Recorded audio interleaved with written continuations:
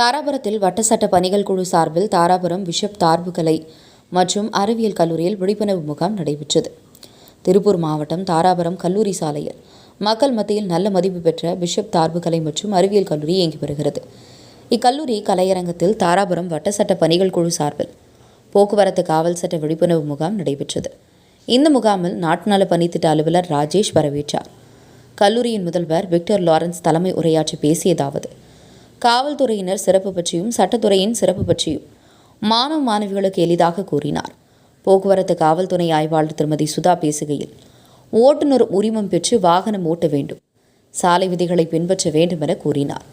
தாராபுரம் போக்குவரத்து காவல் ஆய்வாளர் திருமதி சஜினி பேசுகையில், போக்குவரத்து விதிகளை பின்பற்றாமல் வாகனம் ஓட்டி இழப்பு ஏற்பட்டார். குடும்பமே கஷ்டப்படும். தற்போது போக்குவரத்து காவலர்களை கண்ணால் கண்டாலே எதிரி போல பார்க்கிறீர்கள். உங்களின் நலனுக்காகவே நாங்கள் நல்லது கூறுகிறோம் என கூறினார். வழக்கறிஞர் திருமதி சகுந்தலா பேசுகையில், பெண் உரிமை சட்டத்தின் பற்றியும் பெண்கள் உரிமை பற்றியும் எளிதாகவும் விளக்கமாகவும் கூறினார். இவ்வாறாக பலரும் தங்களது கருத்துக்களை பகிர்ந்து கொண்டனர்.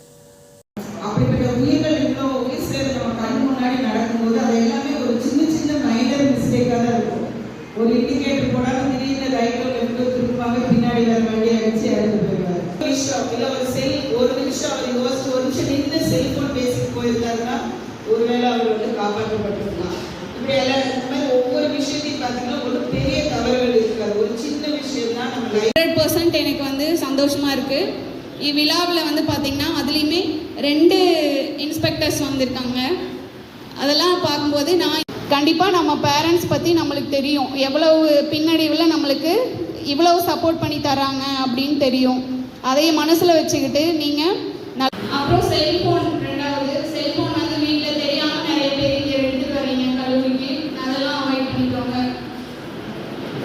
பேரண்ட்ஸ் ரொம்ப கஷ்டப்பட்டு உங்களை இந்த காலேஜ் அனுப்புகிறாங்க, அதை மனசில் வச்சுக்கிட்டு நீங்கள் நல்ல முறையாக படித்து பிஜிங்கிற அடுத்த கடந்து புரிஞ்சுதான் வந்துருக்கீங்க. அடுத்தபடியாக நான் சொல்றது, ஃபேமிலி அட்டாச்மெண்ட்ல இருங்க.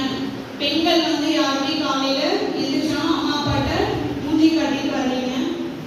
அட்டாச்மெண்ட் கூட பிறந்த தங்கச்சி ஆகட்டும் அண்ணன் ஆகட்டும் இருந்தீங்க.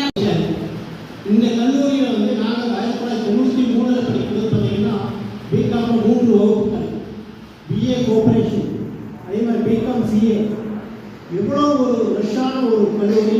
அட்மிஷன் கிடைக்கிறது அப்போ ரொம்ப சுலபம். நான் எங்கள் கல்லூரிக்கு வரும்போது நீங்கள் வாழ்த்து தான் போக முடியும். அப்போ எங்கள் கல்லூரியே கிடையாது.